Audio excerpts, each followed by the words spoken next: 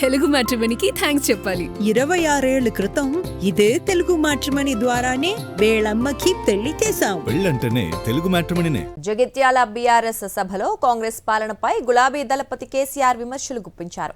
రాష్ట్రంలో ప్రజలకు పనికొచ్చే పని ఒక్కటి కూడా లేకపోగా కూల్చివేతలు, పోలీసుల దాడులు, ఎదురు మాట్లాడిన వారిని పట్టుకోవటమే అని విమర్శించారు. ఇది అసలు రాజకీయమా? తెలంగాణలో ఏం జరుగుతోందని ప్రశ్నించారు. ప్రజల మంచిని కోరే ప్రతి ఒక్కరూ ఒక్కటి కావాల్సిందేనని పిలుపునిచ్చారు కేసీఆర్. జగిత్యాల నుంచే బీఆర్ఎస్ జైత్రయాత్ర ప్రారంభం కావాలన్నారు పార్టీ అధినేత కేసీఆర్. మళ్లీ అధికారంలోకి వచ్చేది బీఆర్ఎస్ ప్రభుత్వమే అని ధీమా వ్యక్తం చేశారు. జగిత్యాల నుంచే రాజకీయ శక్తుల పునరేకీకరణ సాధించే దిశగా ముందుకు సాగాలని గులాబీ శ్రేణులకు పిలుపునిచ్చారు. తెలంగాణ పునర్నిర్మాణ యజ్ఞం విజయవంతం కావాలని ఆకాంక్షించారు. జగిత్యాల సభలో కేసీఆర్ ప్రత్యేక తెలంగాణ పోరాటాన్ని గుర్తు చేసుకుంటూ చంద్రబాబుపై విమర్శలు చేశారు. చంద్రబాబు భయంకరంగా కరెంటు ఛార్జీలు పెంచి వ్యతిరేకంగా నిరసన చేస్తే కాల్చి చంపించారని మండిపడ్డారు. బషీర్బాగ్ ఘటనతోనే తెలంగాణ జెండా పట్టుకున్నట్టు స్పష్టం చేశారు కేసీఆర్. మూనిగే నక్కమే తాటికాయ పడ్డట్టు ఆనాడున్న ముఖ్యమంత్రి చంద్రబాబు నాయుడు కరెంటు ఛార్జీలు పెంచాడు, భయంకరంగా పెంచాడు. కొంతమంది రైతులు పాపం పోరాటానికి వచ్చారు. పోరాటానికి హైదరాబాద్కి వస్తే నిరసన తెలపడానికి బషీర్బాగ్లో ఇష్టం ఉన్నట్టు విచ్చలవిడి కాల్పులు జరిపి చంపేస్తే 3 రైతులు అక్కడికక్కడనే ప్రాణాలకి చచ్చిపోయారు. ఆ తర్వాత నిర్ణయం తీసుకున్నాం, ఇక లాభం లేదు, ఎదురు తిరిగితే కూడా వీళ్ళు కాల్చి చంపుతున్నారు, జెండా ఎత్తడం ఒకటే తప్ప మార్గం లేదని చెప్పి ఆనాడు నేను తెలంగాణ ఉద్యమానికి శ్రీకారం చుట్టాను. మహానేత వైఎస్ఆర్ ప్రవేశపెట్టిన పథకాలను గుర్తు చేసుకున్నారు కేసీఆర్. పేద విద్యార్థుల కోసం వైఎస్ఆర్ ఫీజు రియంబర్స్మెంట్ పథకం తీసుకువచ్చారని తెలిపారు. కానీ ఇప్పుడు కాంగ్రెస్ పాలనలో అవినీతి తప్ప అభివృద్ధి లేదని ఆగ్రహం వ్యక్తం చేశారు. పిల్లలకు అది నేను పెట్టలే, ఆయన కాంగ్రెస్ ముఖ్యమంత్రి అయినా రాజశేఖర రెడ్డి గారు ఉన్నప్పుడు పెట్టిండు.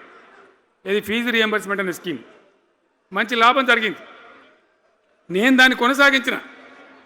ఇలా మొత్తం బీసీలకు, ఎస్సీలకు పిల్లలందరికీ ఫీజు రియంబర్స్మెంట్ రాక 10-12 వేల కోట్ల బకాయిలు పెడితే వాళ్ళు ఆగం, వాళ్ళు రోడ్న పడరు.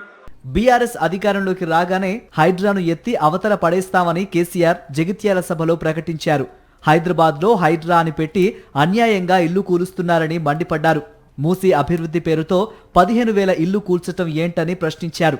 రియల్ ఎస్టేట్ కోసమే మూసీ సుందరీకరణ డ్రామా చేస్తున్నారని విమర్శించారు.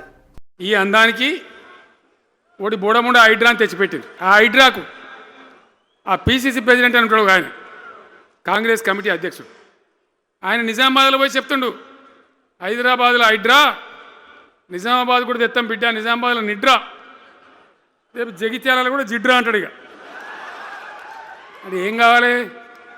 మొత్తం పేదల కొంపలన్నీ కూల్చుడేనా? కేసీఆర్ రాజ్యానికి వచ్చినప్పుడు 3.5 లక్షల మందికి పేదలు ఎక్కడ ఉన్నారో అక్కడనే పట్టాలు ఇచ్చినాం. వాళ్ళని ఆగం చేయకుండా పాపం గదిబోళ్ళు. గ్యారంటీగా బీఆర్ఎస్ గవర్నమెంట్ వచ్చేది ఖాయం. మొట్టమొదటి రోజులనే ఈ ఐటాంటోని ఎత్తి అవతల వరిస్తామని చెప్పి మనం చేస్తా ఉన్నాం. జగిత్యాలలో జరిగిన సభలో కేసీఆర్ మరోసారి వ్యూహాత్మక విమర్శలే చేశారు. బీఆర్ఎస్ సభలో కాంగ్రెస్ నేతలు దరిద్రులు అంటూ విమర్శించి సీఎం పేరెత్తకుండా సెటైర్లు వేశారు. ఇక కాళేశ్వరం ప్రాజెక్టుపై కూడా ఒక్క మాట మాట్లాడలేదు. ప్రధానంగా రైతుల సమస్యలు, కరెంటు కోతలు, యూరియా కొరత, తాగు సాగునీటి సమస్యలు, ప్రజల ఇబ్బందులపై మాట్లాడారు. కాంగ్రెస్ సోళ్లు ఎన్నో హామీలిచ్చి మోసం చేశారన్నారు.